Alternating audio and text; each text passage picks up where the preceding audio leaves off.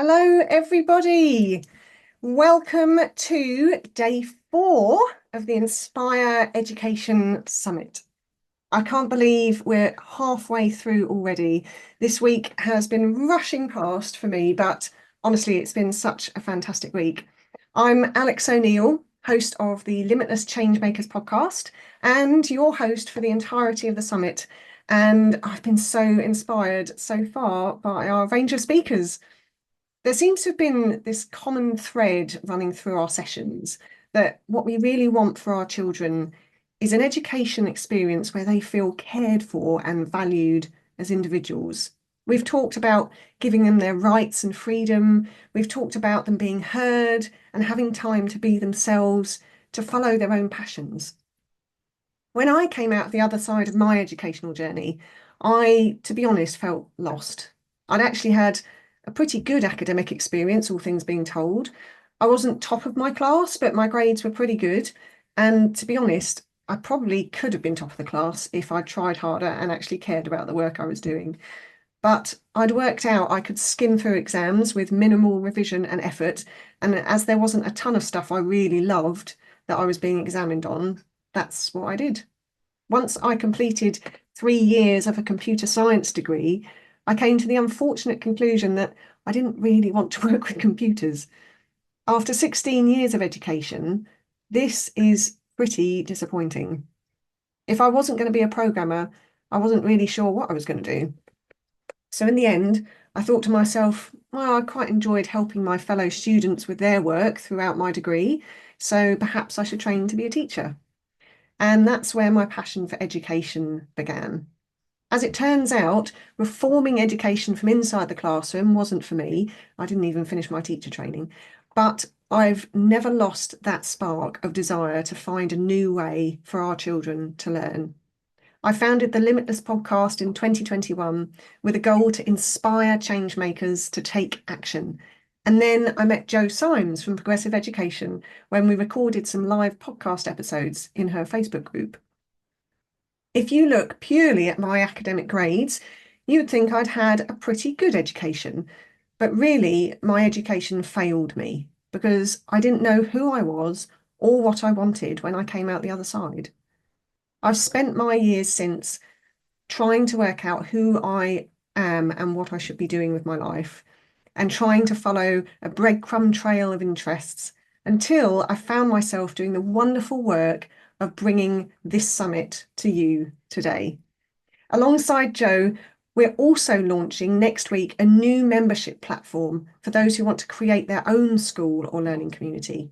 You'll find out all about it at the last final summit session next Monday, the 25th at 7:30 p.m. So come along to that if you can, or keep an eye out on your emails to find out more. One of the inspirational breadcrumbs I've discovered along the way is the fabulous guest we have with us this afternoon. The work of Dr. Naomi Fisher has not only inspired me in progressing my thinking around young people's development and education, but has helped me numerous times in conversations with others and in my personal life. I watched one of her courses actually before going into a conversation with my daughter's school teachers about her persistent school attendance struggles.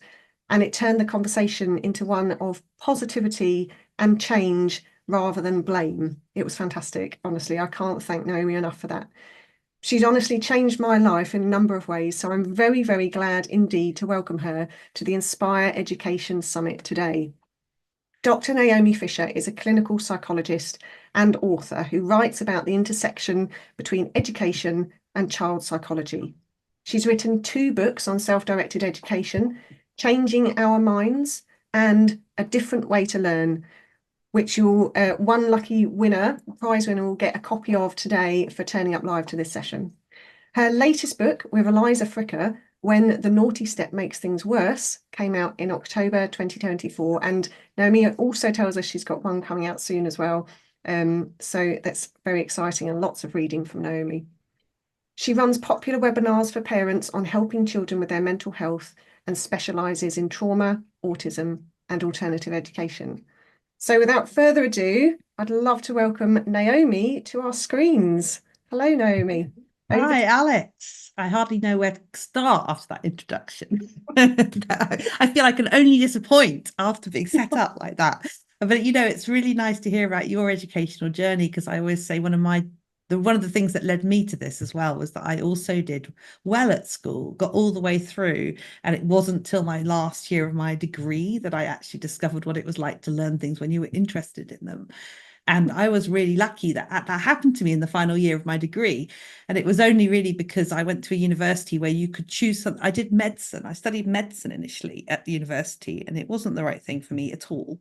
But I luckily went to a university where you could choose a third year in something else, and it had no cost benefit. There was no consequences to what you chose. You know what I mean? You could literally choose Chinese if you wanted to, and then you could still go on to study medicine. So it was the first time that I could choose something that just didn't have any repercussions. And I chose psychology, and then I've just never gone back. And mm, I feel like I was just so, it was like always the last moment when that might have happened. And then it did. And I was like, if that could happen to someone like me who did well all the way through school, how many people are we failing? How many children are never getting that experience of mm, learning things when you're really interested and how different that is? Anyway, absolutely. shall I start? Is there anything Yes, else you want to say? absolutely. Great. Okay, I will share my slides then. Uh, I'm just going to talk today about the spark of curiosity. The question I'm really asking is, what if we stop making learning harder for our children? So I'm a clinical psychologist and author, and people often say to me, "Oh, you're a clinical psychologist." And it's true. I'm not an educational psychologist. Educational psychologists specialize in education and schools. Clinical psychologists specialize in mental health and well-being. So that's always the angle I'm coming at when I think about education, when I think about how we treat our children. I'm always coming from a mental health angle. And today I'm thinking about what makes learning harder and what might make it easier. Because I think it's kind of indisputable that our children are born full of curiosity, that whenever if you're a parent, the moment you have your child, you can see that even when they're really tiny, they're starting to reach out to explore the world. They want to know what's going on. And as they get a bit older, they start to ask questions. And as a parent of young children, basically you be responding to questions 90% of your day, and they have this amazing energy for exploring the world. So they're not just asking questions, they're really, I think of it like they're interrogating the world. They're like, how does this work? How do these things fit together? What happens if I mix this with this? And that's really quite hard work as a parent. And I think we're often running behind them trying to catch up with them. But they learn so much in those first few years. And psychologists think of this time of life, this sort of early learning period, as a time where children are discovery learners. And what discovery learning means is that they are exploring the world. They're widening their experience of the world, but they're not necessarily thinking about honing skills. They're not necessarily thinking about acquiring specialized knowledge. Right now in their lives, it's about how can I make my experience as wide as possible? And parents often find this quite frustrating. Educators do maybe as well, because part of this is that their attention moves from thing to thing really quickly. They don't necessarily go for depth. They're more going for breadth of knowledge and experience. And parents will sometimes say, oh, they just flip from thing to thing, or they just go by their whims. That's what young children are like. That's what their learning is like. And we tend to devalue that as compared to a more adult way of learning, which would be more intentional, more focused, more thinking, right? What do I want to learn? How am I going to do that? We tend to devalue the way that children learn as opposed to adults. And so what happens is children go to school, and within a few months or years, their questions tend to slow down. They ask fewer questions. And there are graphs that people have done of this, researchers basically showing a kind of cliff edge sometimes, which makes complete sense because, of course, you can't continually ask questions at school, and you also can't continually ask questions which might be considered to be off topic. At school, the topic is set by adults and teachers. There's a curriculum. There are things that you need to do as a child at school, and that matters more than what you might be interested in. So if you're really interested in dinosaurs or snow, that is less important at school than what the teacher thinks you should be doing. And then what happens is that by the time they're teenagers, they've often lost this sparky, energetic curiosity that they had as young children. In fact, a lot of teenagers, when they're asked, when they're presented with something to learn, often their question will be, is this on the test? And things, to them, it feels pointless if it's not on the test. I remember that feeling myself as a teenager. It's like, I'm not going to waste my time on this unless you're going to test me on it, unless I'm going to have to show it in some way, because otherwise, why would I bother? And we sometimes think that this is just inevitable, that this is teenagers just being teenagers. And it's definitely true that teenagers are very different to children. They're different in lots of different ways, which I'll talk about. But I don't think it's inevitable that they lose their drive for learning, because we know from self-directed teenagers, so teenagers who've gone to democratic schools or who have been home educated and haven't had a sort of curriculum imposed upon them, that they are not like this. They don't lose this drive to learn. They still really want to learn things. And those things are really different to maybe what they learned as younger children. And they may well not be the things that their parents would like them to be learning. So they might be more interested in learning Dungeons and Dragons, or they might be more interested in learning about how to construct furniture, or they might be interested in learning languages, or learning how to play a musical instrument, or learning how to record their own music. I meet teenagers who are interested in all sorts of things, but the common theme around them is they haven't lost this kind of drive to learn, although they are absolutely recognizably teenagers, and they do now want to sleep in the mornings. They do all have all the other biological changes that teenagers have. But one of the things that has really struck me getting to know self-directed teenagers and seeing the process for my own children, and also all the other children who are in their kind of cohort of children who didn't go to school, is that teenagers are often powerhouses of learning and of mastery learning.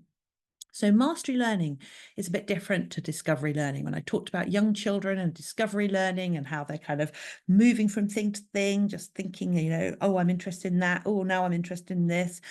Mastery learning is a more intentional kind of learning. It's when you set out to be good at something, to improve your skills at something. So, for example, if you decide, right, I really want to learn how to play the piano, and you decide, okay, I'm going to practice each day in order to improve playing the piano, that's mastery learning. A discovery learner with the piano might be more likely to go along and just hit the different keys and maybe try and make different noises. They might work out how to play a few tunes, but they're unlikely to sit down and practice in a focused way. And part of the reason for that is that younger children don't have the same capacity to think about the future as adolescents and adults have. So they're not able to really hold in mind this idea, I want to do this, and so I need to do this now. And teenagers, basically, as you go through puberty and as you grow through the kind of next 15 years, your brain develops a lot. And one of the things that you develop is this capacity to think about the future, this capacity to set yourself goals and to work towards them. Younger children don't really have this capacity yet.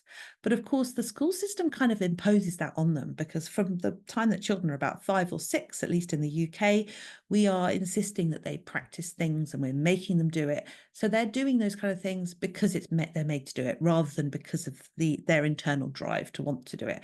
And there is something quite different about that. And I think meeting self-directed teenagers really sort of brought that out into the open for me, seeing how different it is when a teenager, for example, decides, right, I want to learn French and I'm going to put myself to that. I'm going to make sure that I learn some French, as opposed to a teenager who's being told you've got to learn French because it's the GCSE. There's something so different, even if they're doing the same lessons in the same class. And I think the difference is that intentionality. The difference is that part of them which says, I want to do this. And so I'm practicing for my own purposes. So the question that I ask myself, and I often pose in a lot of my talks, is what if it's actually something about the school system that is causing so many of our children to lose their love of learning, rather than just something about being a teenager, just something about growing up? Because we certainly know that small children are just full of curiosity and the joy of learning, and teenagers typically aren't. And we assume that that's because they've grown up, but what about actually if it's part of what is happening to them, what's being done? And I think there are some reasons to think that this could be the case. There are some psychological theories and models which would indicate that perhaps what's going on at school is having a detrimental effect on how children think about their learning and how they experience learning. And that's partly because school wasn't based on an understanding of how children learn, nor how motivation works. It wasn't set up like that. It was really set up, well, compulsory schooling was set up in the 1880s and 1890s. So that's when schooling started to apply to everyone. Before that, schooling would have been for the elite. And it was set up really to prevent child labour. So to stop children being sent up the chimneys or to being put to work in the fields, they had to be in school. And initially it was just 5 to 10-year-olds who had to be at school.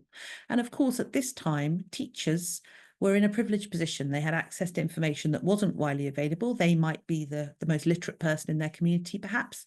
And so it made sense if you have a few of these people like teachers, you've got lots of children, let's put them in a classroom and the teacher will tell them things. And that's a convenient and affordable way to manage this. It wasn't what I would call an evidence-based intervention, by which I mean they never ran a controlled experiment of school and said, okay, so if we look at these children who've been to school as compared to these children who don't go to school, what are the differences? That it was assumed really from the start that school was a good thing and that school should be made available for everyone. And you can still see that kind of belief available. If you look at websites about education in the developing countries, you'll find this kind of assumption that school is a good thing, whatever it's like, no matter what's going on in those schools, it's a good thing. And of course, you know, if you're comparing it to child labour, school may well be a really good thing for lots of children, but that doesn't mean that what is going on at school doesn't matter. And I use the word intervention really deliberately here because I see schooling as an intervention into childhood. We don't typically see it like that because most children go to school. So it's like a kind of invisible intervention. But I don't think that you can spend 30 hours a week somewhere for 12 or 13 years without it changing the way that you are and the way that you think or feel. It would be odd if it didn't really. And yet we don't really have good studies of looking at what are children like when they don't go to school. There are some cross-cultural studies. There are some studies about children in Guatemala who didn't go to school, which are really interesting.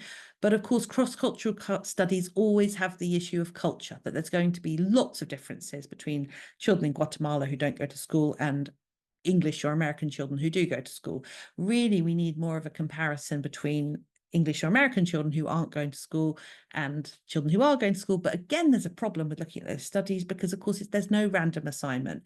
The parents who choose not to send their children to school will do that for a number of reasons, but there are lots of reasons to think that the children who are home educated or don't go to school or go to democratic schools are a different group to the group who end up going to mainstream school, partly because their parents often make those choices not just for a philosophical reason for themselves, but in response to differences they see in their children.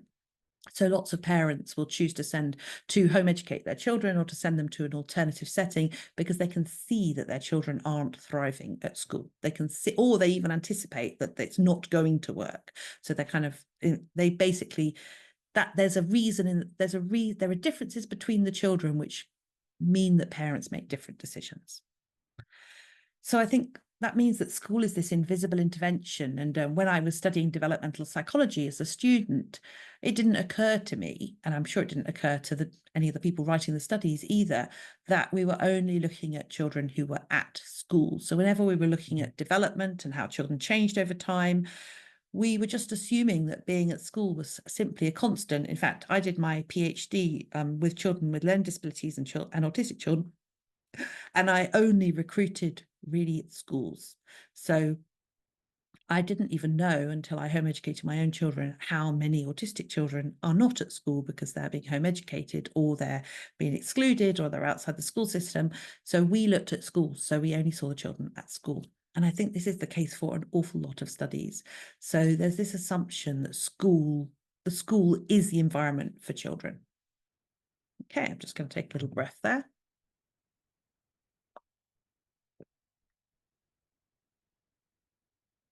So I've said that I think that some of what goes on at school might make learning harder for children. And I think the way that this happens is that we take away their drive, their natural drive, their motivation and their curiosity.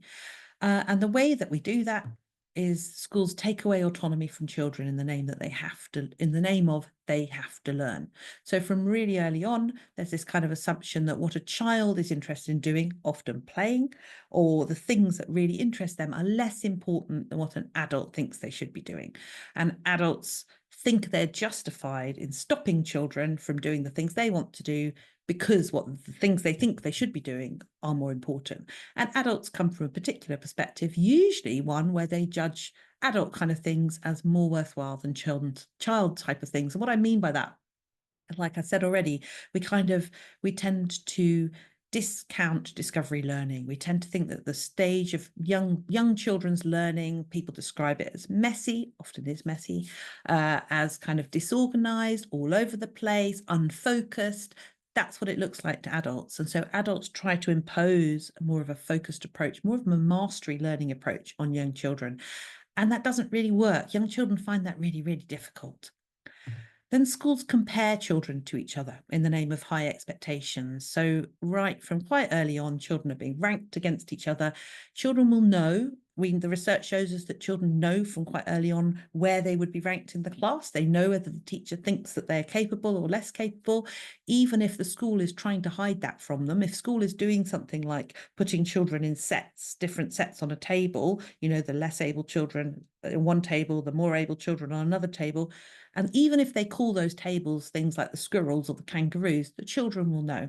The children will recognize that some of why they've been divided up like that. So schools prevent children from following their interests and playing in the name of following the curriculum.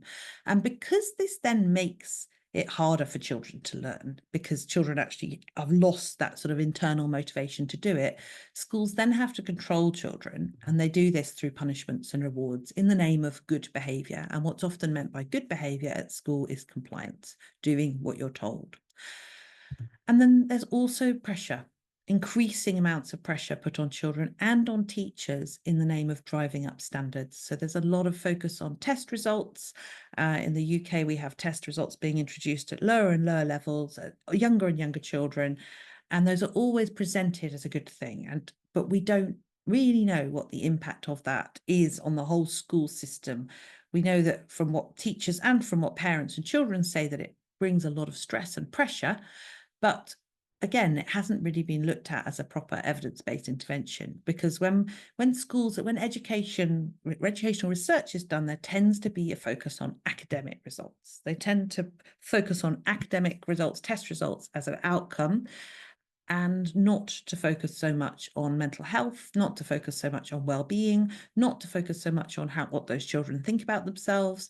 So I kind of see the evidence as one-sided. It focuses on some things, which are the things which schools are nominally there for. It's true that, school education is often defined in terms of test results.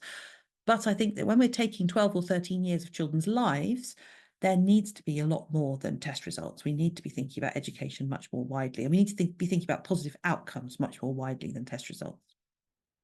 Because all of these things have an impact. And I think that impact is beyond what is intended, but it's also something which we're not really looking at. Because again, if we focus on test results as outcomes, we won't see all the other side effects. We won't see the distress that's caused. We won't see the longer term outcomes.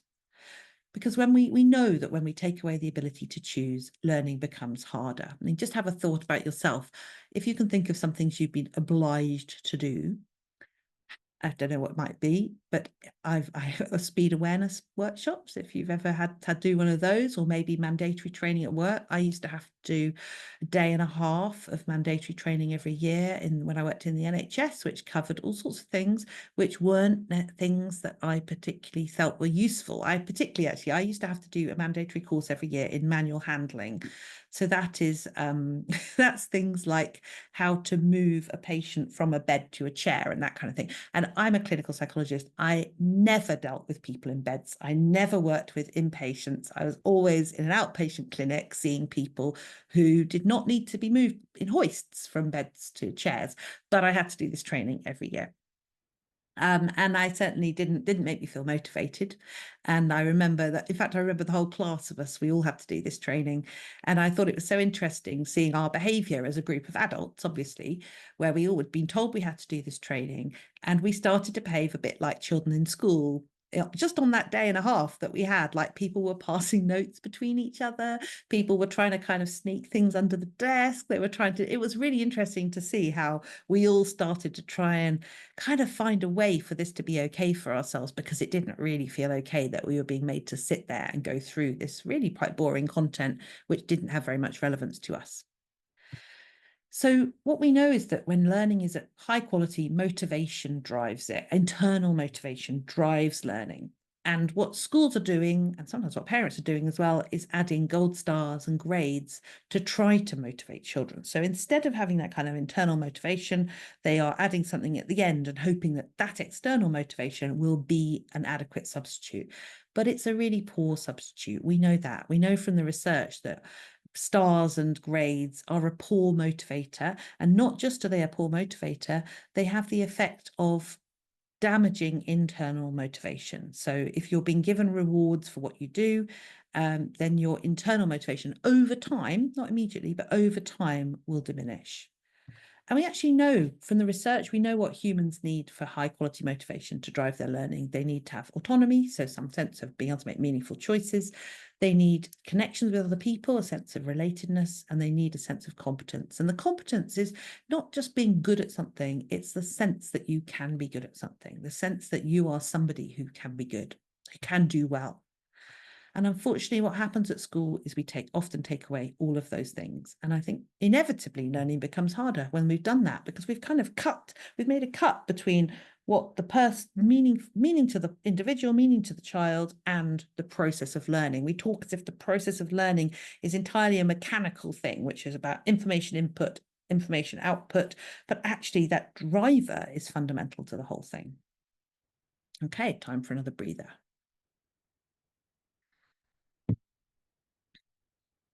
So what would it look like if we did do things differently? I think the most important and first thing is we'd have to redefine the purpose of education. We cannot continue with letting exam results and high stakes exams be the most important way of education, or the most important outcome, and allow children some autonomy. It's not possible, because essentially what the high stakes tests do is they say everybody must do this same stuff at the same time. We can't encourage connection between members of the community, really, whilst also insisting that children compete with their peers, when we have things that set children up against each other. And we can't help children feel competent whilst we're focusing on the things that they find hardest.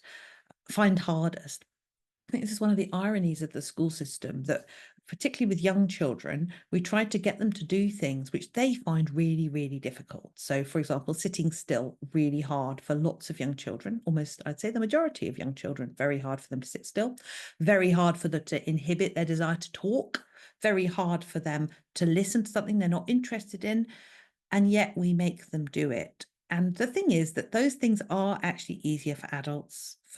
If you compare your average 3-year-old to your average adult, adults are better at sitting still than 3-year-olds or 4-year-olds or 5-year-olds or 6-year-olds. Children move more, they need to move more.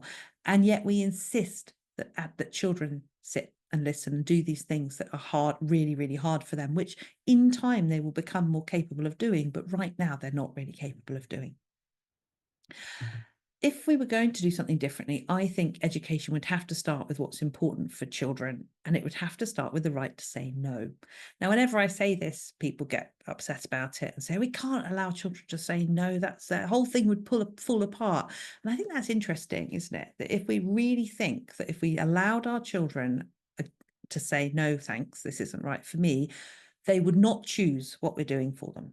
They would not choose education. I think the education system as it currently stands, I think most people kind of know that. And so it feels very threatening, the idea that we might allow them to choose, we might allow them to say no. And I think that partly if we did allow children to say no, then suddenly the whole onus would shift, the whole power dynamic in the education system would shift, because right now the education system is provided, children are obliged to go, parents are obliged to send their children, and if children don't go, or if children don't want to go, pressure is put on to make them go. So in the UK, if your child doesn't attend school regularly, you can be fined quite quickly. Actually, doesn't have to happen for that long to you to be fined. You can even be threatened with court. And so our approach, if the child is saying no, is to basically say, you have to. There's no choice here. But if we knew that children could say no, if we knew that children were actually had that capacity to say, no, this isn't for me, then we would be shifting what we were thinking as adults, because it would no longer be about making them go to school. It'd be about making school somewhere that they want to go, which I think would actually require quite a big mind shift in the part of educators and government, because that would mean a place where we enabled them to follow their interests. It would also mean a place where they could feel competent. I think one of the tragedies is how we make many children feel incompetent simply because they're immature. We we encourage them to kind of judge themselves against more mature children in the same year group or more mature adults, and they find themselves lacking all the time because they're immature. But immaturity is part of childhood. It's not something that we can iron out of them, nor do we want to. They need to have this stage of immaturity. I think schools should be places where children are valued whether or not they pass the test. And when people talk about driving up standards or getting, test results being so important, I'm always asking about what happens to those who don't pass and those who fail, because I think we can have a real focus in education on test results as being the most important outcome. But the reality is, any good test, and by good, I mean a test that does the work it's meant to do, any good test in the school system will discriminate between children, which means that there will be children who do well and children who just do less well. And what I mean by a good test is that if you have what might be called a bad test, a test that's too easy for your year group, for example, and they all do really well, then that test doesn't discriminate between children in any way. There would be no the point of doing well or doing really well in a test is generally to do better than everyone else. That's what it means to do really well at GCSE, for example. It doesn't just mean, it's not an absolute thing. It means you've done better than everybody else. To do badly means you've done worse than everyone else.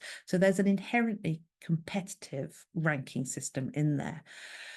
That I think means that we've got an intrinsic problem in our system where we're working everybody towards this test, which we know some children are going to fail. There's no way that they cannot fail it. Doesn't matter how good the education system is.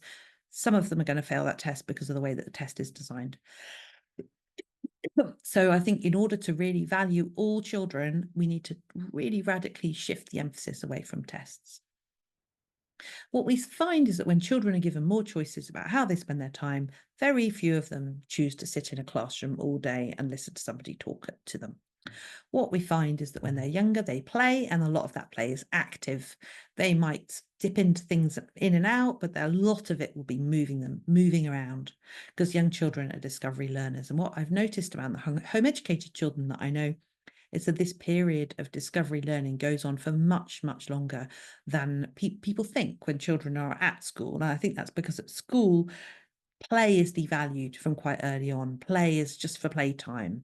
And so children learn that play is not what they should be doing as they get older. Home educated children don't necessarily learn that, and so they carry on playing for longer. As they get older, they start to develop interests and they start to become more interested in mastery. So they start to become more interested in being good at something. And hopefully what happens in this stage, if they get the right opportunities, is they get the chance to see what it's like to get better at doing something. So maybe they might, for example, think, I'd really like to be better at drawing, but I'm not very good at drawing. Okay, so I'm going to set out and I'm going to practice drawing, and maybe I'm going to find some YouTube tutorials that I'm going to watch, and I'm going to do that. And maybe I'm going to ask my parents if they can have a look at my drawings. Not always, they don't always ask that, do that, but they essentially set out to practice deliberately and get better at things. But this generally doesn't happen until adolescence, in my experience. It's a rare younger child who sits down and says, right, I want to get better at this. Well, actually, no, this might sometimes say that. It's rare that they stick at it. It's the teenagers who seem to be able to stick at it. But at this point, they're choosing their own routes, and this might mean taking a really, really different path to school. It might not mean being motivated to study for GCSEs, for example. It might mean be motivated to develop their skills in a very different area. Maybe they want to become an entrepreneur, or maybe they want to learn multiple languages, or maybe they want to travel around the world. But they are generally motivated to do things, but they're not necessarily motivated to do the things that teachers or schools might think they should be motivated to do. I think often when I talk about different ways of learning, people will say, so you just mean that adults do nothing? We just leave it up to chance, is what they say. Just leave kids to get on with it. I'm not prepared to do that, they say.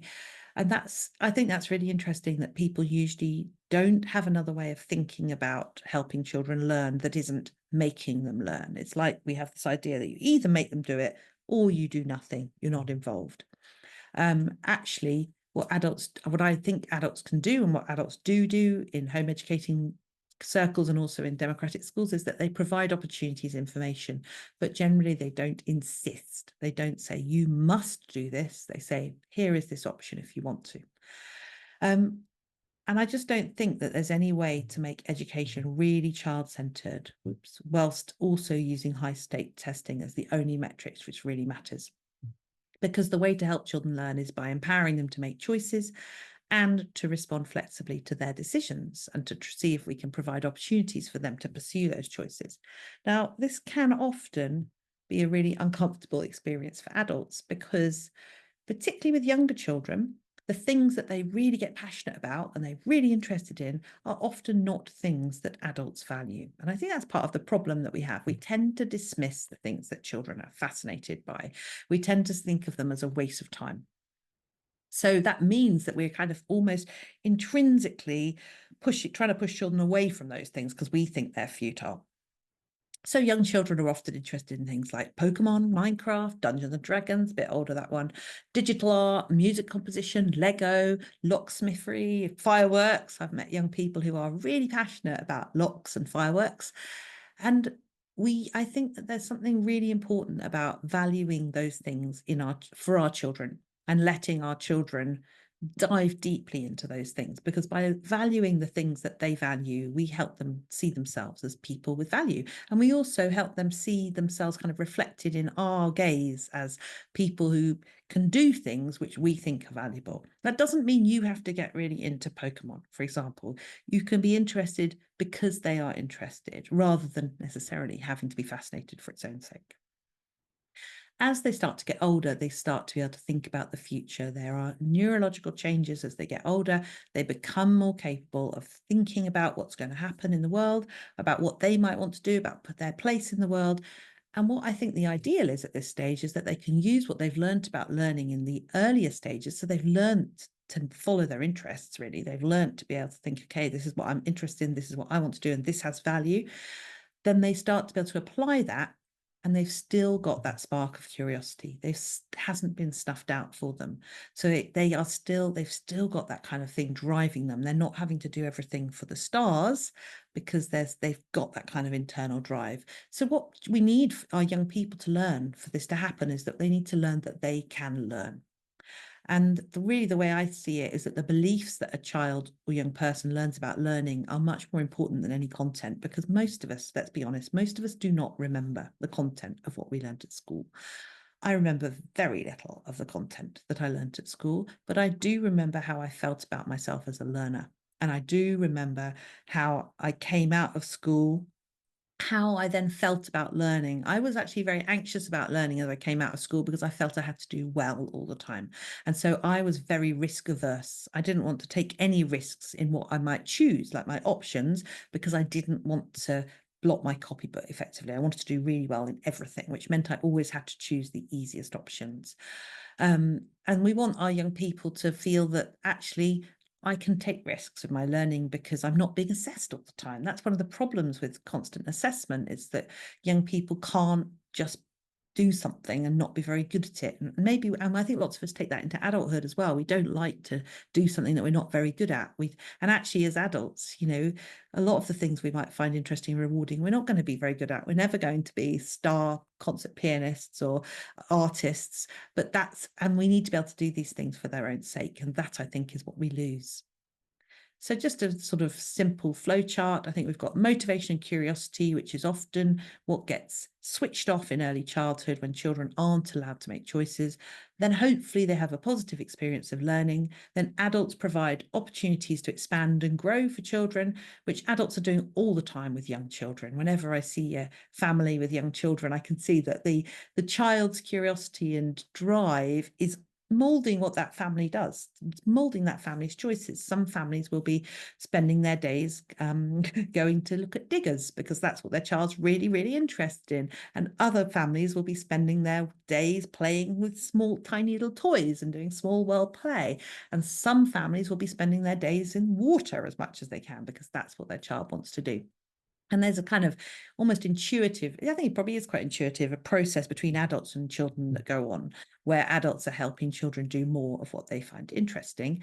But then often school kind of puts a cut in that and says, no, now what you should be doing as an adult is you should be making them do the maths and English and making sure they do their reading diary every day or their spelling tests, rather than help them do more of what is interesting for them.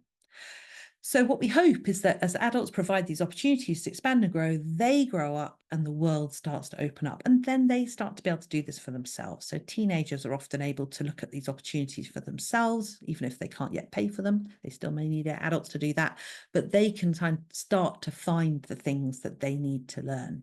But that's quite a slow process, and it's something I think and this is a very involved process where adults, it's about a relationship really that adults have with children, where they value the things that children are doing. And I think valuing what children do in that discovery phase sets the foundations for them being able to become competent mastery learners later in life. And that's how I think that we can avoid making learning harder for children. I think learning has to start with them and with their drive, and not with keeping still and doing what they're told. And I think if we look at the science of motivation, it's pretty clear on what needs to be there. And I don't think we're providing that in most of our schools. So a quick recap. I think that most of what happens to children at school, unfortunately, makes learning harder rather than easier. Schools were never designed with developmental psychology or the psychology of motivation in mind.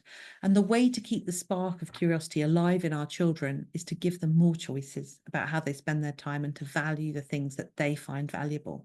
And when they are younger, this means play.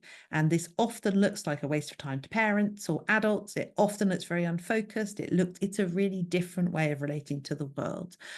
And then as they get older, they mature and they start to develop their skills and they start to be able to think about the future. But this isn't something that most young children can do, and yet we expect them to do that. And really, I think if we can value those interests in the earlier days, then what happens as they become older is they can carry this through. They can see that their interests are valuable and they don't lose touch with that spark, which says, this is what I'm interested in. This is what I'd like to be doing. So if you'd like to keep in touch, you can join my mailing list at my website, naomifisher.co.uk. You can follow me on social media, Dr. Naomi Fisher on Facebook and Naomi Fisher on LinkedIn. And you can also subscribe to my free Substack newsletter, which is called Think Again. And these are 3 of my books. There's Changing Our Minds, which is my first book about self-directed education. It's a different way to learn, which is specifically about neurodiversity and self-directed education. And then there's When the Naughty Step Makes Things Worse, which is parenting for children and adults who need something different. Thank you for listening, and I hope you've enjoyed it.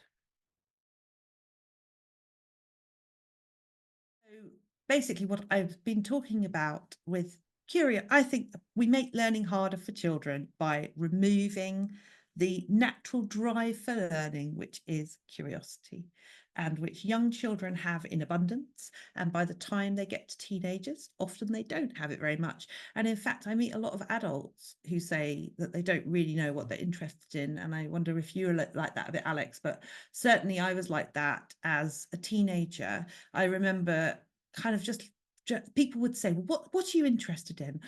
And I would be like, I don't have a clue what I'm interested in, because the only thing that really makes a lesson at school more interesting or not is whether the teacher's interesting or not. That is it. There's nothing intrinsically that I find particularly fascinating about chemistry more than French, for example. And I think it was, I think we're really losing something. And I think they know this in early years. This is what I find so interesting, that in early years, education is usually set up so that children can choose what they do. And in fact, unfortunately, there's a kind of pushing down backwards to making early years more like the rest of school, which I think is really misguided, because I think that the thing that early years educators understand is that you set up an environment within which children can explore and choose things, but you don't then make them all choose to do the same thing. And when it comes to early years, most people are fairly relaxed about the reality that children will learn very different things. So one child may become an expert in dinosaurs, whereas another child becomes a complete expert in diggers or space. And that's okay because we think, they're 5, it doesn't really matter. But then as they get older, we get really nervous about it. It's like, what if they choose not to do this? What if they don't do this? Got this kind of idea that they must be made to do all these things. And there's an increasing amount of they must be made to do things. And I think once we've done that, we've made learning harder. The moment that we've divorced learning from wanting to know, then we've turned it just into a memory exercise. And there's so much talk now about cognitive science and about how children learn. And it's all really, or how people learn, actually. It's not really so much about how children learn, but it's all really about how do people remember things and how do we get people to remember more things. And it seems to miss that if you want to remember something, it's a profoundly different experience to being made to remember something.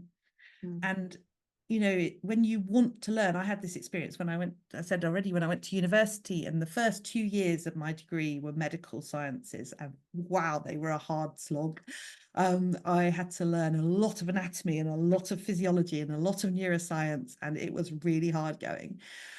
And then I got to do psychology in my 3rd year, and it was such a different experience because I wanted to know it all. And so I would be reading things and I would be kind of integrating them into my knowledge, and I'd be looking at the books and I'd be finding them interesting. And because of that, the learning stuff wasn't an effort in the same way. And I've had the same experience when I wrote my books, actually. I've done a lot of reading, particularly for my first book. I did a lot of research before I even started reading. I read all the books that I could find that kind of seemed to be pushing the educational debate at the time. And I particularly looked for books that I knew I would disagree with because I wanted to understand where people were coming from. And I took some notes, but I didn't need to work hard on remembering all of their arguments because it was interesting to me. I was reading it because it made sense, because it had meaning. And I think we've really got something wrong in the school system where we take away that meaning for children because we say, you must learn this. So we effectively make them learn things before they see the point in it. And in doing that, we take away their motivation. And then when we see the results of that in teenagers, we blame them for it. We say, oh, you don't want to go to school, you're lazy, or you're weird. We say, we blame the teenagers rather than thinking, okay, so what have we done to them? What has been done to them in the last 10 years? And I think the way to do things differently is that we need to be a lot braver about younger children. So I think with younger children, part of the problem, I think, is that with younger children, they're in this discovery stage of learning. So they are just about exploring the world, experimenting about the world. They are not at the stage where they're worried about refining their skills. They don't really care if they get really good at something. What they care is, do I enjoy doing this? Am I really interested in doing this? And the things that young children are usually very interested in are generally things that adults don't think are particularly worthwhile.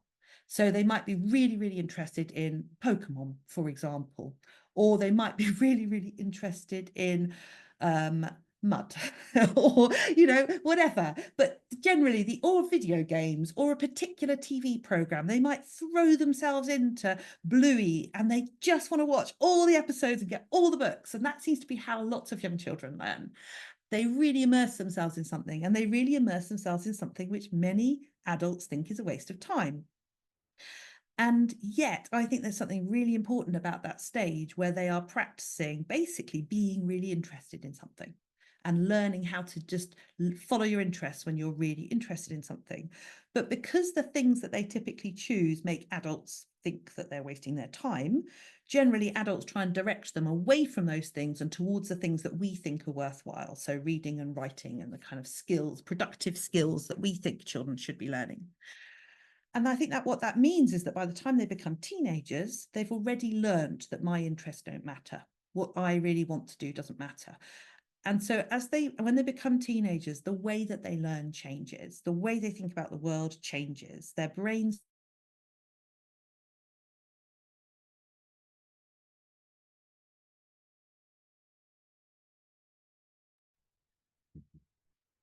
I can tell Naomi's power went off because it went dark before she cut off. Okay. Oh, Hello, am I Hello. back? Yes. Okay, great. Can you hear me? Yes. Fine. Okay. So their brains change enormously as they're teenagers. Tell me if you can't hear me, Alex, and I'll give you a ring. Will do. Um, and because we haven't got any power again now, so I'm doing it off my phone again. And by the time they become teenagers, they become able to think about the future. They start to think, okay, if I want to be good at something, then maybe I need to practice it. But by this point, their motivation for learning has already been so damaged by what's gone on before. And also they've learned that learning isn't about what they're interested in. They've learned that learning is about doing what somebody else makes you do.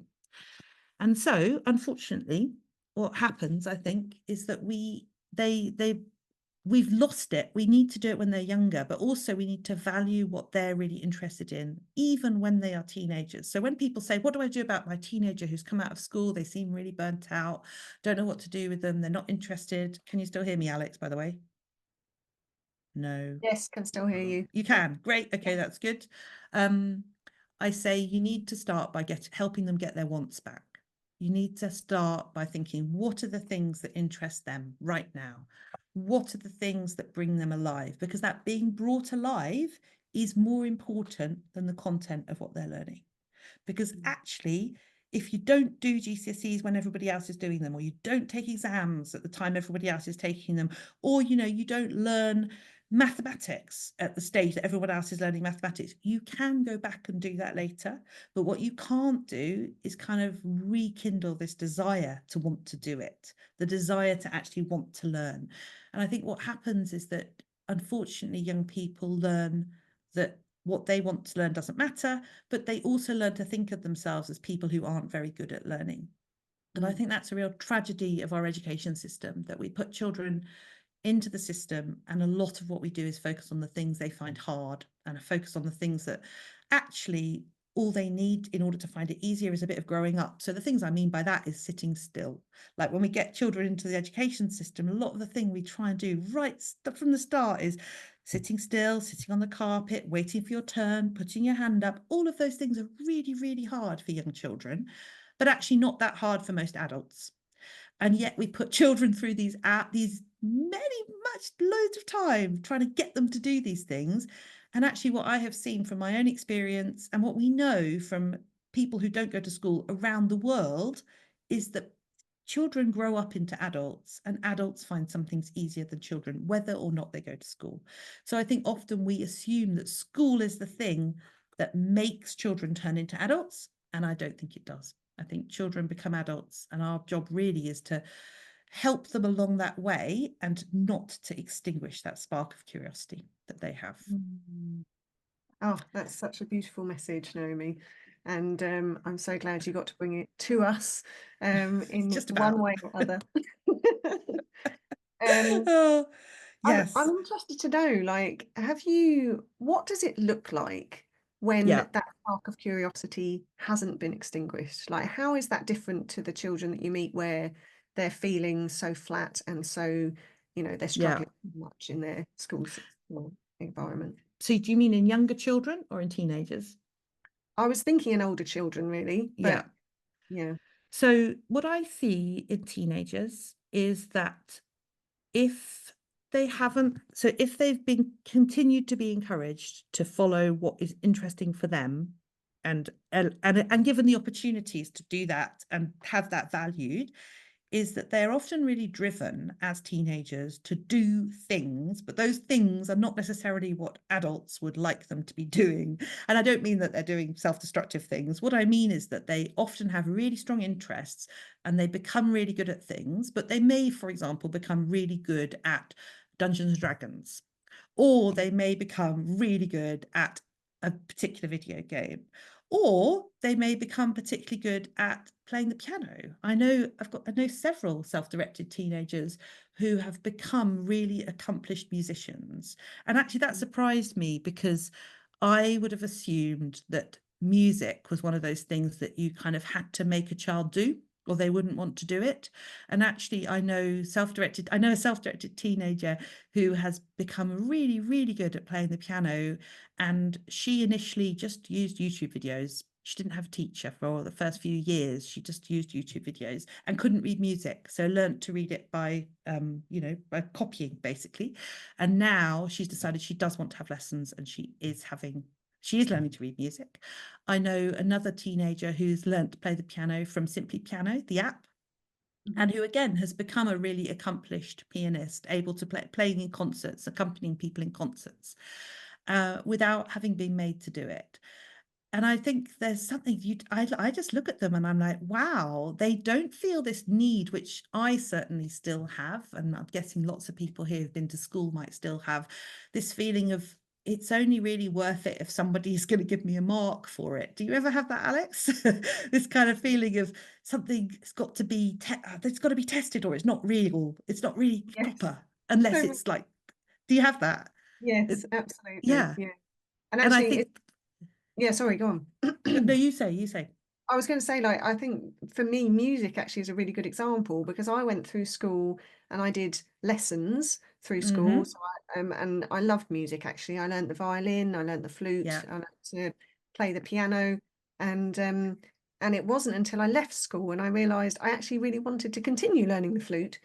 Oh, So I got yeah. myself a flute teacher. And I remember he turned up and he said, "Well, what do you want to learn?" And the question And completely threw me because I was yeah, suddenly I bet like, it did. Yeah. You've I've never only been asked ever that been told before. what to learn. And Yes. yeah, and so it was a really interesting experience. Um, It's so interesting that with adults, we know that's important, don't we? That we yeah. do start with what do you want to learn? And with children, we don't. We start with this is what I'm going to teach you. Hmm. And music, I think music is one of those real examples of how we often treat children very differently to adults when they're doing music lessons. With children, there's a lot of focus on grades and on passing, getting again, so much ranking with children. And I don't know why it's become like that. Like when my children were young and they were going, oh, I'm back, hooray, I've got lights again. When my children were young, I took them to various classes to try it out, like drama, and very quickly I realized that they were always being ranked against each other. Even when Mm, we'd gone went along to something for fun, there would be certificates and stickers, and it was like the whole thing mm, had this kind of assumption that you won't be doing this because you really want to do it. So I've got to persuade you to do it by giving you a certificate or rating you, or you won't do it. You won't want to become good at this for your own purpose. So I have to make you do that. Whereas with adults, we don't have that assumption. Like, yeah. yeah, and it goes for everything. Dance is another one of the things that I often hear. Adult dance is so different to child dance because Yeah. child ballet in particular, we did ballet. My daughter did ballet for a bit, and it was so controlled and all about what level you were at and wearing the right clothes. And then you do adult ballet, and it's completely different. You just have Yeah. fun. Yes. Yes, it's like, but it's odd, isn't it? That Yeah. I think there's almost this assumption with children that, maybe they're going to be a great musician or maybe they're going to be a great ballerina, whatever it is. And therefore we need to train them correctly. Whereas when you get to adulthood, it's obvious you're not going to be a ballerina. It's obvious that you're maybe not going to be a concert pianist. And so you're kind of liberated from that Mm, expectation to just do it and just have fun. One of the girls actually that I interviewed for the book, The Different Way to Learn, she was a 17-year-old, I think, at the time, and she had always been home educated. And one of the things that she said, which I found really affecting, was she said, I really, really like biology, but I'm absolutely no good at it. And I thought very mm, few schooled teenagers would be able to say, I really enjoy this, but I'm no good at it. And it's all right for those two things to be in place at the same time. Like at mm, school, what you enjoy is basically what you're good at, isn't it? mm, Well, you get all the praise and everything for that. And yet, mm, as adults, the art of doing things that you aren't good at but you enjoy is so important because yeah. I think a lot of what leads to burnout is this feeling that you've got to be doing stuff all the time. You've got to be productive. You've got to be good at everything. And I'm definitely trying to relearn my ability to just do something and not be good at it and not achieve and just do it.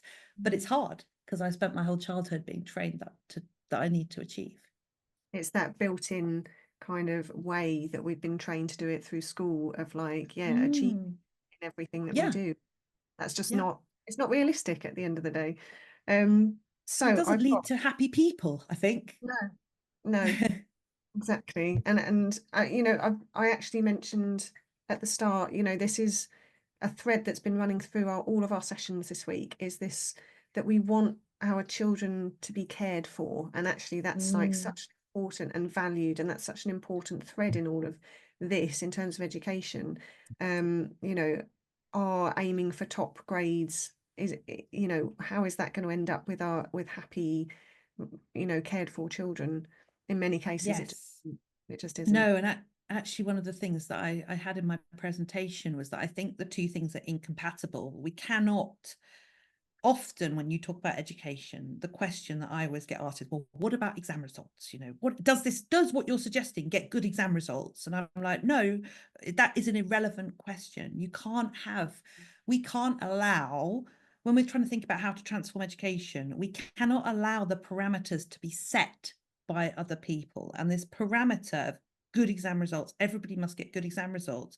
For a start, it's a complete fool's errand, because exam results are set up so that only a certain number of people will get good exam results, because what a good exam result means is better than everybody else. It doesn't just mean, it's not like the driving test where you pass your driving test, you can drive now, and it doesn't matter if everybody passes, that's fine.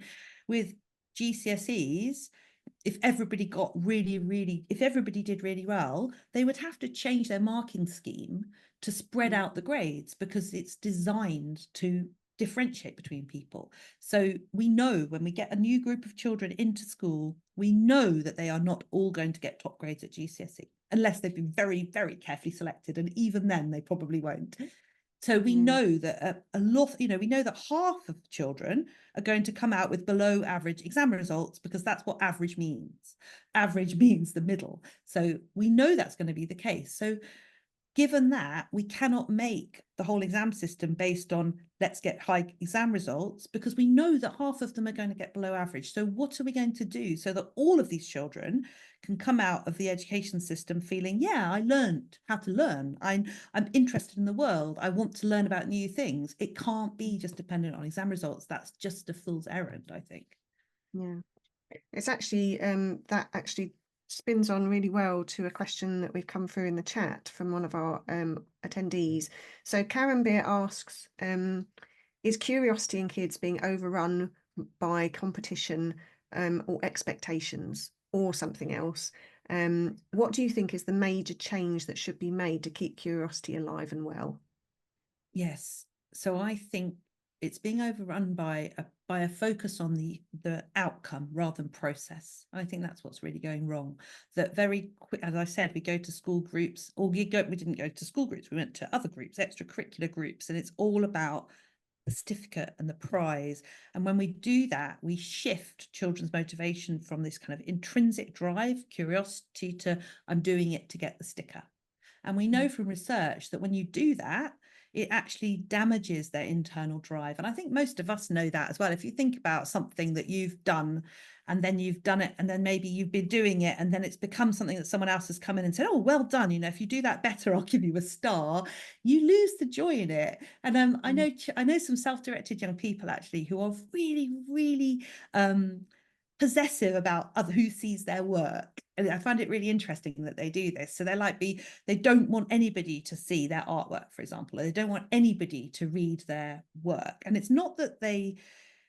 don't think it's that they fear it, it's that they are doing it for their own purposes, and it's for their own thing, and they don't want to introduce the gaze of a well-meaning adult who might be encouraging, and actually that encouragement kind of takes it away from them. Eliza Fricker, who I wrote the book with, who's an illustrator, she always says that when somebody else comments on her illustrations, it feels like they kind of take them away from her. That she Mm, did the illustration because she wanted to do that illustration, and then as someone comes along and says, oh, well done, that's really good, they've kind of taken it. And I think that's even more the case for children, particularly with parents, actually, because parents have such a powerful relationship with their children. yeah, that's so interesting. I've often toyed with this like balance between doing things for me and then doing things that I want to share with others. And Yeah.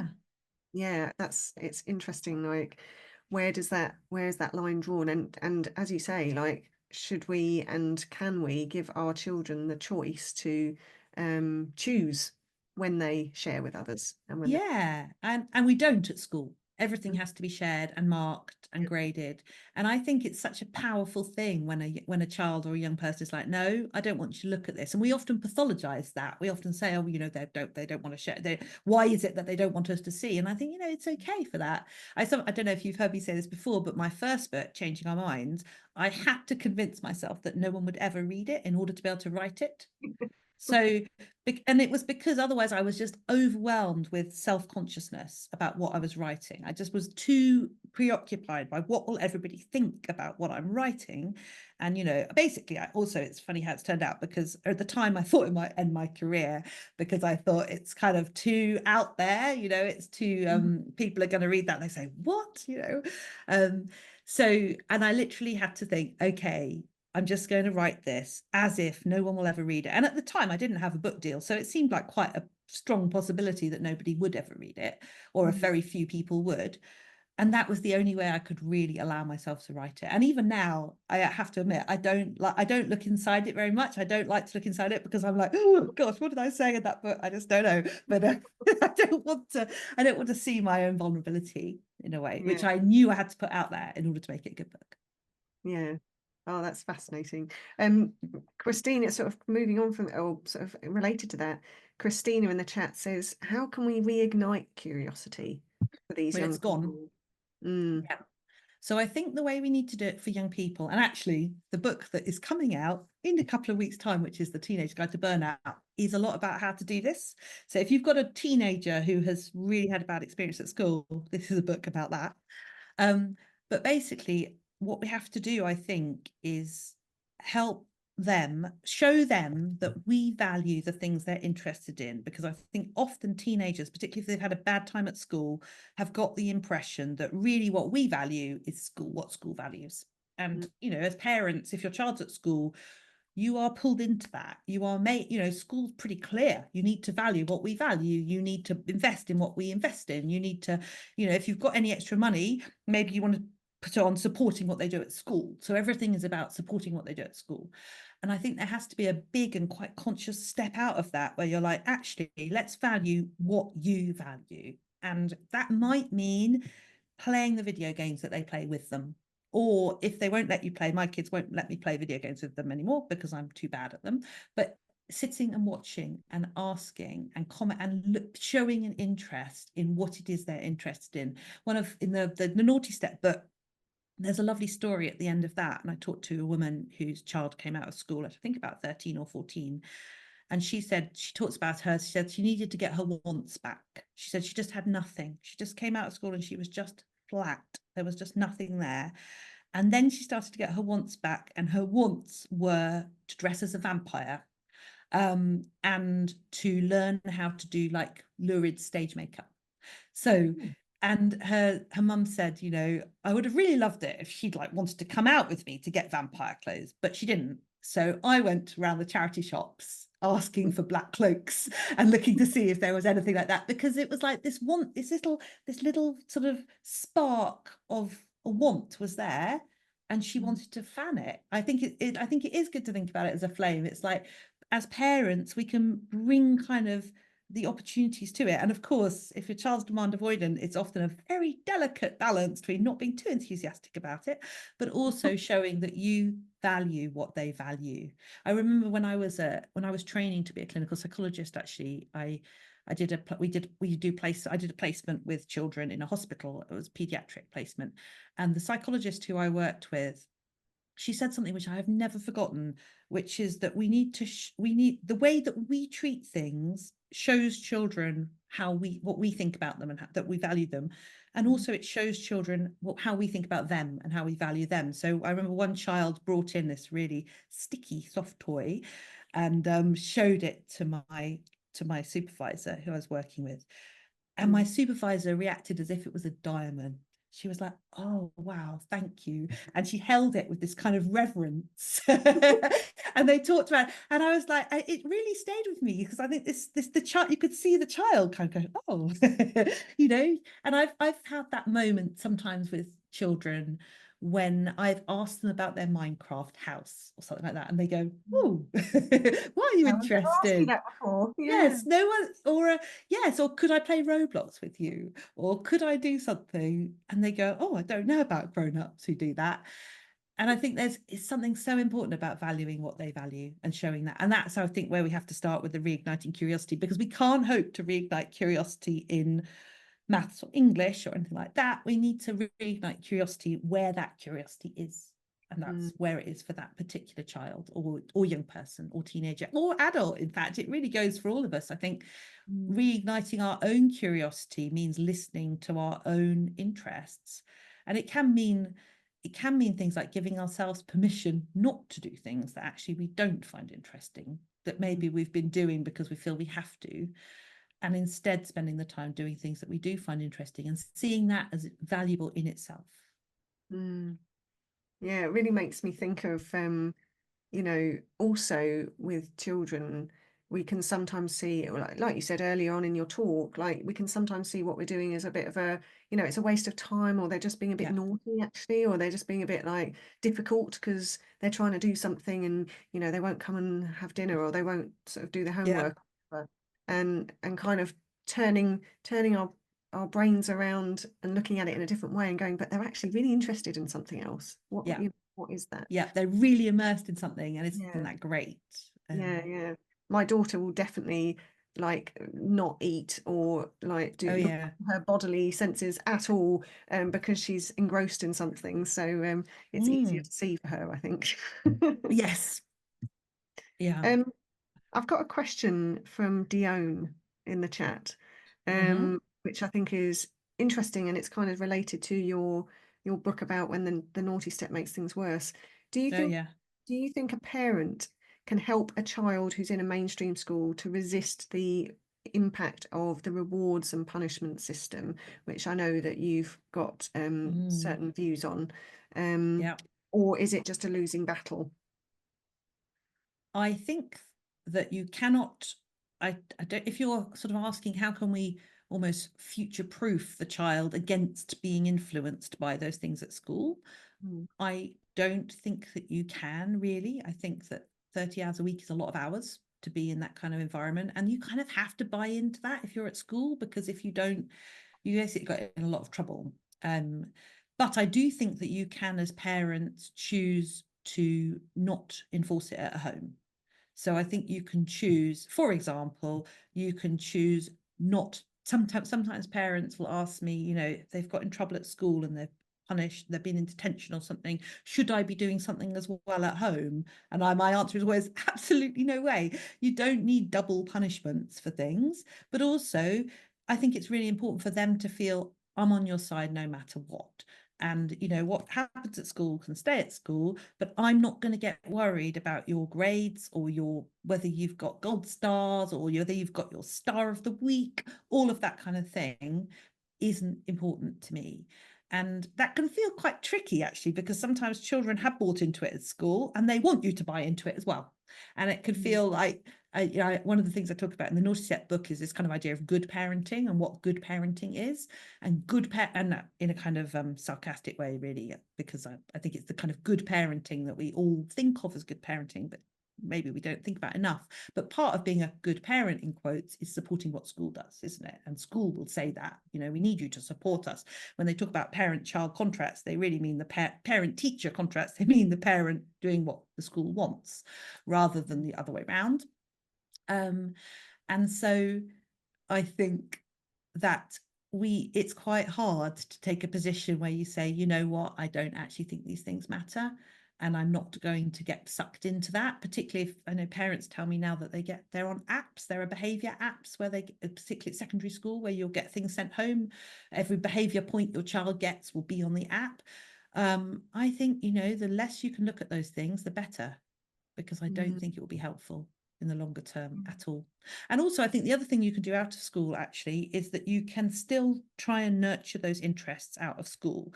So you can still show them that you value the things that they value and that you will invest in the things that they value out of school. So I know I always talk about video games, but that's partly because video games are one of these things that so many parents see as a waste of time, and also that they won't invest in. So, they won't buy a child a video game, whereas they would buy them a book, for example.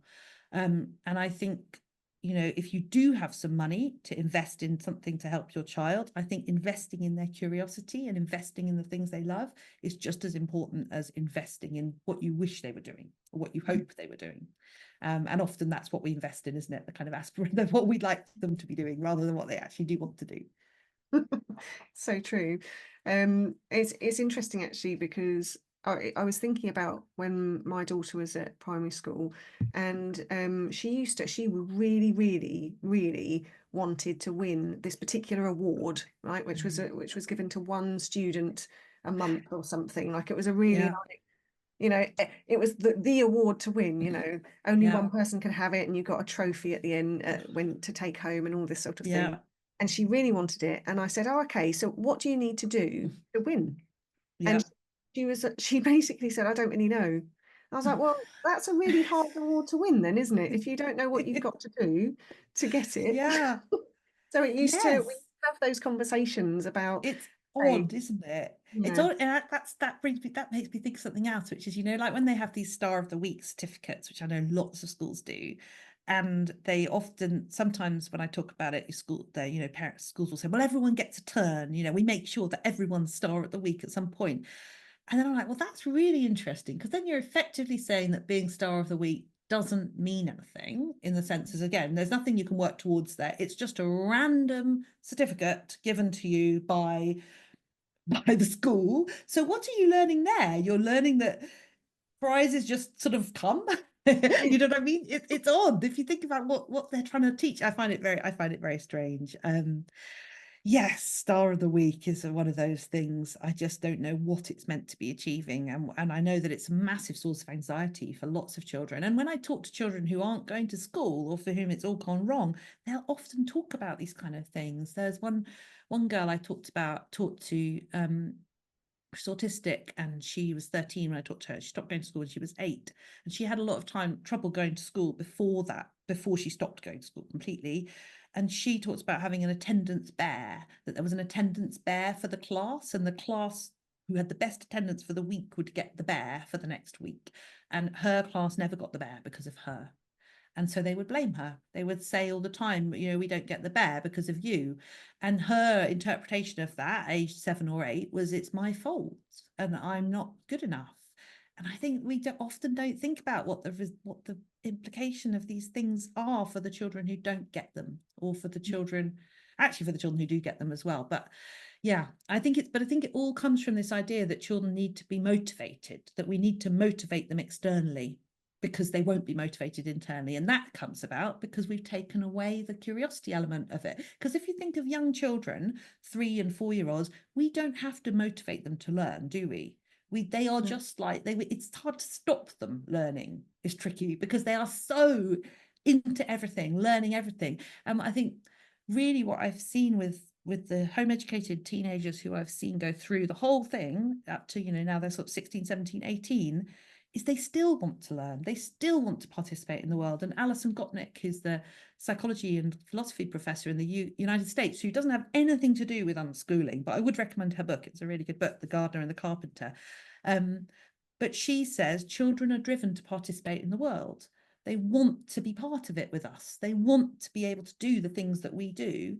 And yet we don't believe that. And so we kind of force that on them, and we say, we have to motivate you. But actually, I've seen that again with the children I know who've never been to school.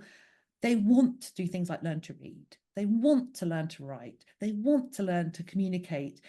That doesn't mean they learn to read when they're 6, like children at school, or 5, but it does mean that there is a motivation to do these things because they want to participate in the world. And it's the same actually as I see the teenagers, that they want to be able to get a job in the future. They want to be able to go to college. So they want to say, okay, so I'm going to have to get these GCSEs in order to do that. But it's like we don't believe that they will see that and they want to do it. But yet adults do this all the time, don't they? We all think, okay, I would like to do this.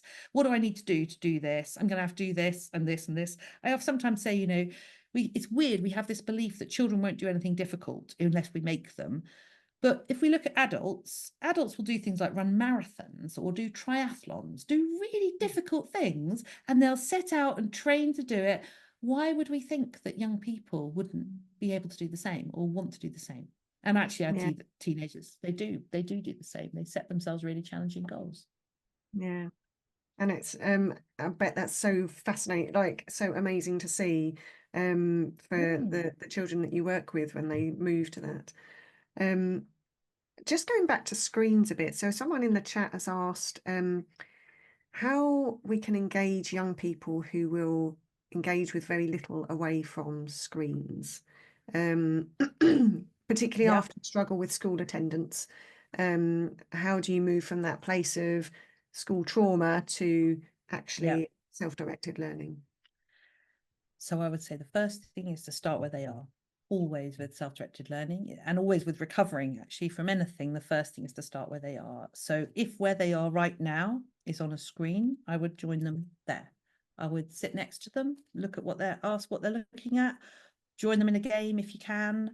Um, because as I've been saying, I think that I think that that kind of spark of what do you want to do is important. And I think obviously when it's complicated because if you're traumatized, then you're going to be making choices from a place of wanting to avoid the source of trauma, wanting to avoid all the difficult feelings, rather than necessarily from a place of what do I actually want to do right now.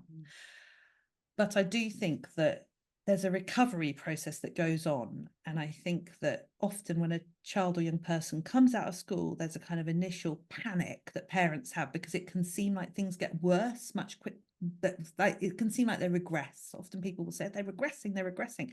And it's because they're stopping doing things that they were doing. So, for example, they might stop getting up in the mornings and brushing their hair and cleaning their teeth because they had to do that to go to school. Or they might stop dressing themselves and just wear their pajamas all day. Or they might say, actually, I don't want to do my piano lessons or my, and it can feel like there's a kind of pulling in. And I think Mm, parents start to panic at that stage because they're like, oh my goodness, but when they were going to school, we were doing all these things, they were managing it all.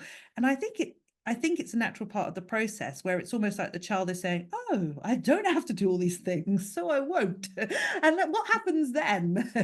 and it's and particularly actually the not getting dressed thing. I think it's sometimes a way of them saying, I'm definitely not going back to school because I'm not even in my clothes. There's absolutely nowhere I could go. Um, sorry, I've lost track of the question. What was the question, Alex? so how can we engage young people who will engage with very little away from it? Yes.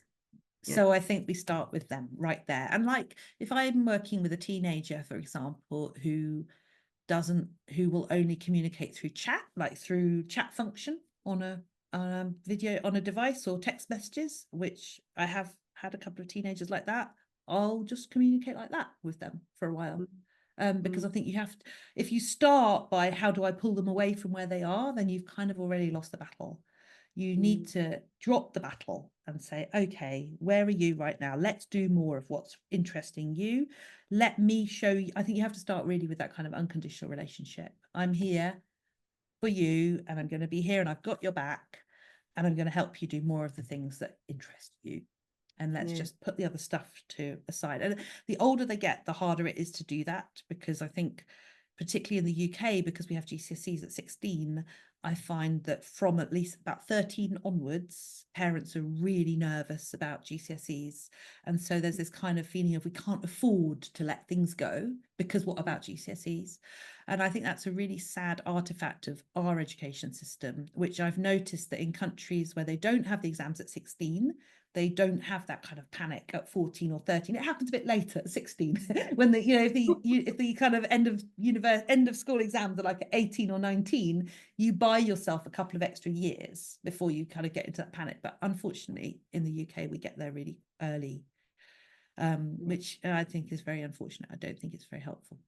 Mm, yeah, it is sad. And it's sad that the way that our system is set up kind of promotes that, which, Yes, it is. It is promotes that, and then teenagers are actually told that explicitly, aren't they? At school, they're explicitly told, you must do this, they're told at secondary school, this is really important. These few years are going to determine the rest of your life. If you don't do this, you'll never be I met one teenager who was told if you don't come to school, you'll end up under a bridge.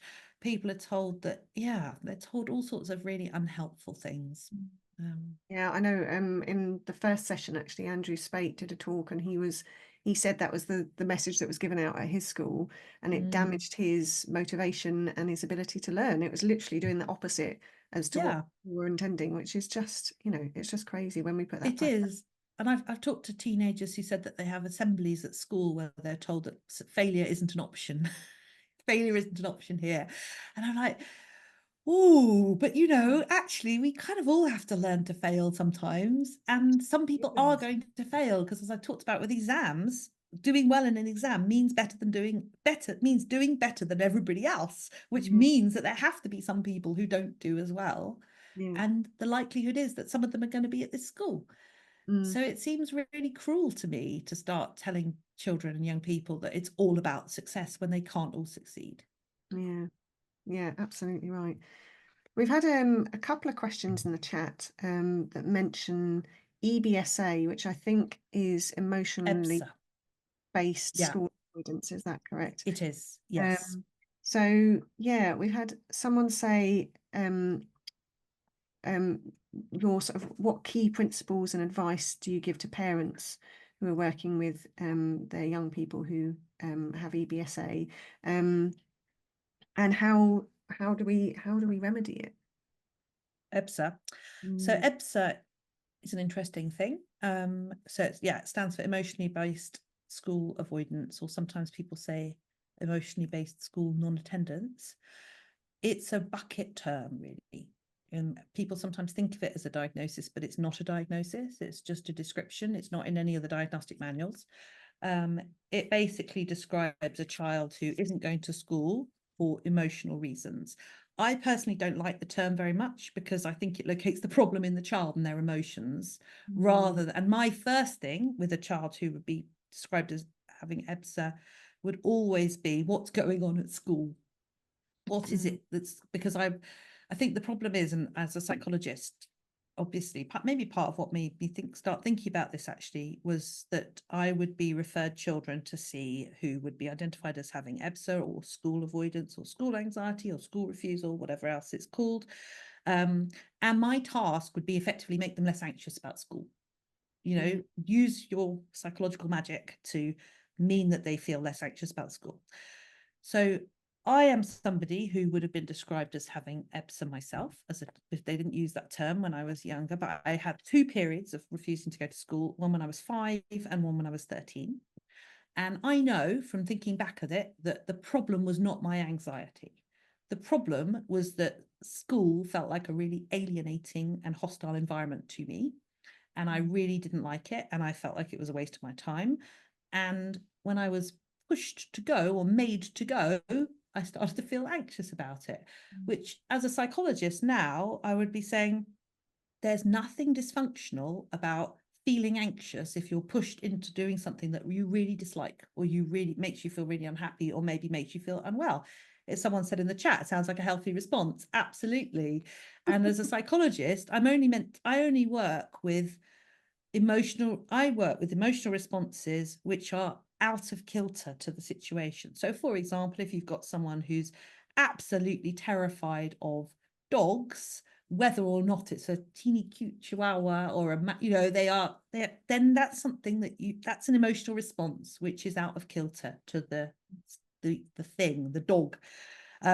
But being anxious about school because school makes you very unhappy isn't a dysfunctional emotional response. It's not something I think that we should be applying psychological therapy to, because actually I think that when we do, I've heard stories from families who, because often what psychological therapy means in this context, it means exposure therapy, because when you're very anxious about something, often the treatment is gradual exposure.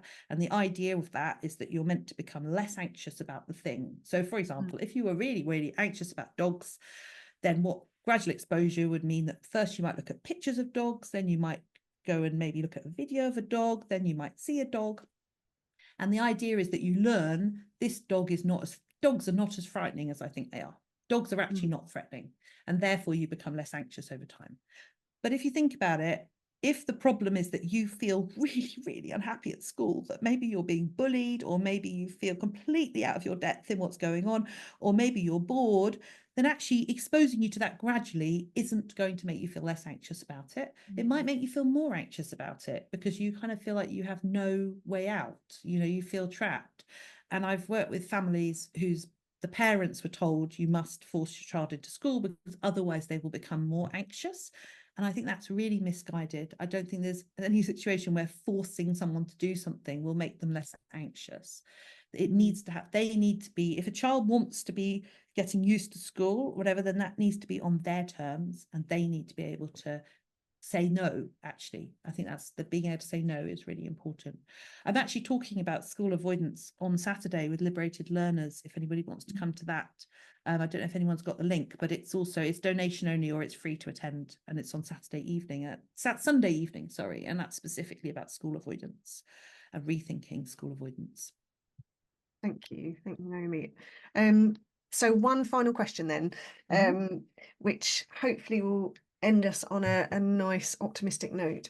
What would this is from Lottie actually in the chat, but it ties in perfectly with the theme of our the Inspire Summit. What would your dream school look like in the future? Right. Well, my dream school would be very flexible, because I think there's no one environment that fits every child. And I think that we need to start with that acceptance of difference and diversity, and that there are going to be different educational journeys and different educational pathways. And I think that the fundamental principle of my dream school would have to be, this sounds a bit counterintuitive, would have to be that children are allowed to say no, and that children are not being made to be there, because I think that will be the thing that makes all the difference for both the school and for the children, because there's such a fundamental difference between doing something because you choose to do it and doing something because you are made to do it.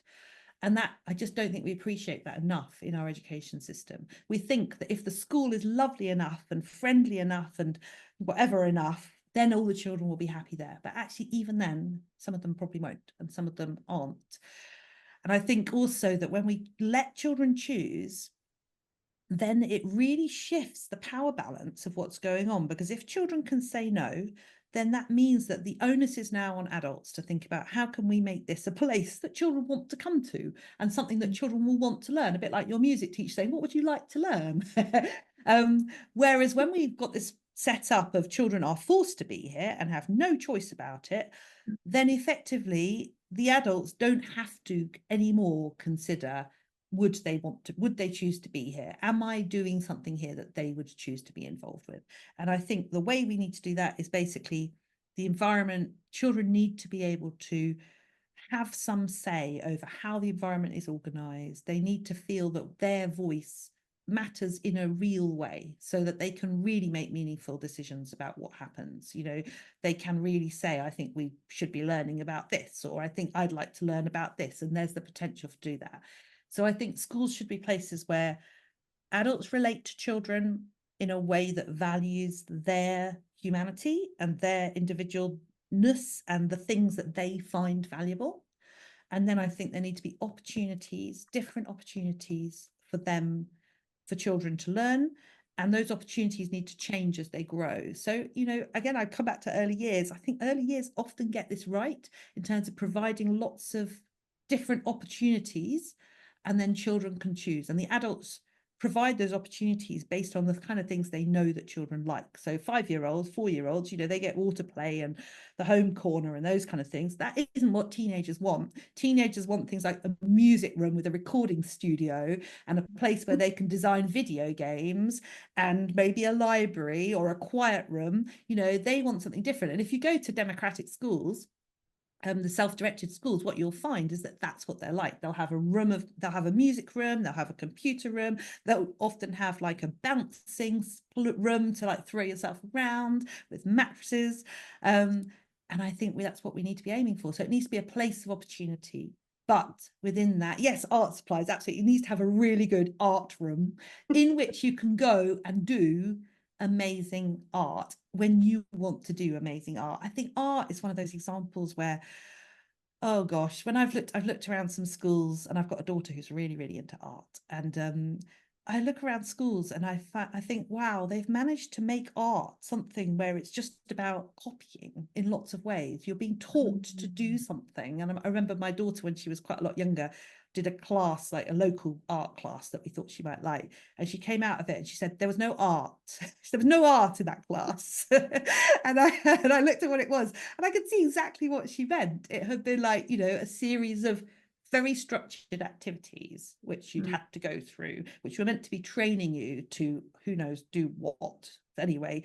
And for her, she's this kind of spontaneous artist who makes all sorts of things, but it was just, this is just not art. And I think, yeah, I think unfortunately that happens a lot in schools, that we kind of remove the bit that really matters. It's like, it's not, there's no art there anymore. It's just technique. It's just teaching them how to do a technique. That was what my art was like at school. My daughter's always telling me that I've got a fixed mindset about art. And she's right. What it means is that when I was about 13, I decided I was no good at art and I'd never do it again. And I haven't improved since. um, And that's what happens, I suppose, when you take that curiosity and creativity away from a subject, And isn't it? when you mark people on it, that's the other thing. When you're like, yes, you're really good at art, you get an A, you're no good at art, you get an E. It becomes just something else to be measured on. Mm. And I, yeah, I have to say, Naomi, having recently visited the Tate Modern, oh yeah. the question of what is art and how it should be graded just doesn't exist there. So, No, exactly. But the odd mm, thing again, isn't it? Whereas in GCSE art, it very much does exist. It is yeah. very much about fitting in the boxes and Mm. doing it right. And yeah, I think it's very Yeah. demoralizing. Yeah. Thank you, Naomi. This has been absolutely fabulous question and answer session, as it mostly Yeah, turned out with to be, but 3 power cuts. It's quite impressive. the ultimate Sorry about challenge. that. Go down Yes, definitely. in history as a very challenging online talk. But thank you so much for being here. And thank you everyone for the chat. I see there's loads of chat going on, which is fantastic. And I really hope everyone got a lot out of Naomi's session. Just one last thing is that before the session rounds up, we are giving away a signed copy of one of Naomi's books, A Different Way to Learn, which I actually have a copy of here on my bookshelf. Would highly recommend. I've read it and gone back and read it, and it's fantastic. So one of those will be winging its way to someone in this session, and let me just pull up who the winner is.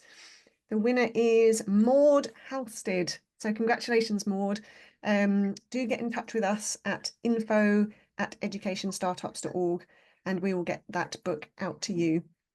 Um, so yes, well done, congratulations. And thank you, Naomi, for coming along. It was absolute pleasure to have you here today. Thank you So for thank you. persevering, Alex. I did think that we might not be going to make it through to this Yes, point. indeed. It seemed like when the We power have cut went demonstrated again, demonstrated resilience. we Um, just kept going, didn't we? But that's okay. We were motivated. We weren't being forced to keep going. We wanted no, to do it, so we did. we were Yeah, here. We were here because we wanted to, so we got through it. exactly. Yes, Thank brilliant. you. Thank you all so much for your questions. It's been great. Yeah. So our next session of the summit will be running this evening at 7:30 p.m. GMT. And we will have the pleasure there of meeting and talking to Kate Robinson, who is the daughter of the late, great Sir Ken Robinson, who was an absolute he was probably the catalyst that got me on the road to where I am today with regards to education. So Kate is following in her father's footsteps. She's a passionate advocate for unleashing human potential and through creativity and education. So if you can make it there tonight, it would be absolutely fab to see you there. Thank you so much. And yes, thank you for everyone for coming along today. Now, we are about to move into our networking session. So if anyone would like to stay on and meet with others and chat to people who are here today and would like to kind of follow up with Naomi's talk, you can do so. What I will be doing in just a moment is stopping the recording of the session, and then I will invite you to put your cameras and your mics on, and we will go into breakout rooms for our networking session. So just give me one moment while I stop the recording.